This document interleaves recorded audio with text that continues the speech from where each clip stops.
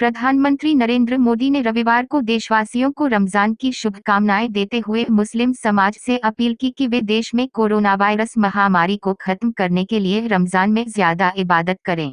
प्रधानमंत्री मोदी ने अपने मासिक रेडियो कार्यक्रम मन की बात के 64वें संस्करण में कहा, रमजान मनाते समय फिजिकल डिस्टेंसिंग, शारीरिक दूरी का ध्यान रखें और लॉकडाउन के नियमों का पालन करें।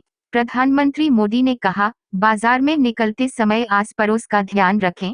इस बार रमजान संयम, संवेदना और सेवा भाव से मनाएं। ईद से पहले देश में कोरोना खत्म हो जाए, इसके लिए रमजान के दौरान और अधिक इबादत करें। प्रकृति, विकृति और संस्कृति का उदाहरण देते हुए प्रधानमंत्री मोदी ने लोगों से अपील कर इस सिद्धांत पर चलकर देश और समाज की मदद करने को कहा। विश्व के कई देशों को दवाई भेजे जाने की बात पर उन्होंने कहा, हमने अपने संस्कारों से कुछ फैसले लिए हैं। विश्व के कई देशों को संकट के समय हमने दवाइयां भेजी हैं। आज हमने जो मदद की है वह अपने संस्कारों के अनुरूप की है। इस समय भारत की प्राथमिकता अपने लोगों को बचाने की जरूर है, लेकिन दूसरे देशों के लोगों का जीवन बचाना भी हमारा कर्तव्य है। उन्होंने कहा, अपने देश का ध्यान रखकर हमने जरूरतमंद देशों की मदद की है और इसके बदले कई देशों ने हमें थैंक्स इंडिया कहा है।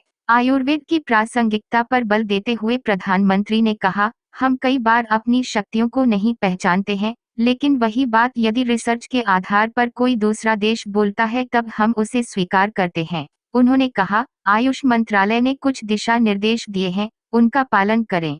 कई वर्षों की गुलामी की वजह से हम अपनी शक्तियों को नहीं पहचान पा रहे हैं। आयुर्वेद की शक्ति को पहचानें और चुनौतियां स्वीकार कर योग की तरह ही आयुर्वेद को भी विश्व के मानचित्र पर अंकित करें।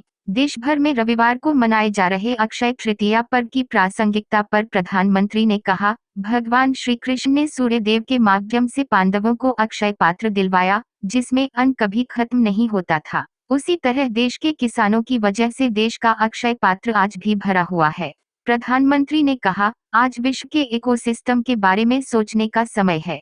हम सभी को मिलकर इस धरती को अक्षय रखने का प्रयास करना होगा। Insight today.